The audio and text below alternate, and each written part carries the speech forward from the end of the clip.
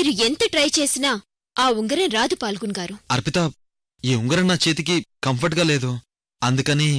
Comfort గా లేకపోయినా adjust అవ్వాలి.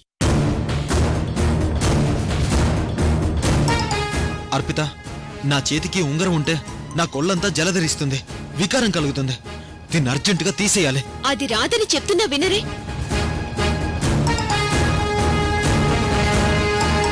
ఎందుకు రాదు? కొన్నంతే, పెట్టుకున్నాక ఓర్పుతో భరించాలి. నాకు ఇరిటేషన్ గా ఉంది. మనిషికి రోగం వస్తే తగ్గడానికి మందు వేసుకోవాలి తప్ప నాకెందుకు రోగం వచ్చిందని ఇరిటేట్ అయితే రోగం ఎక్కువ అవుతుంది తప్ప నయమవ్వదు.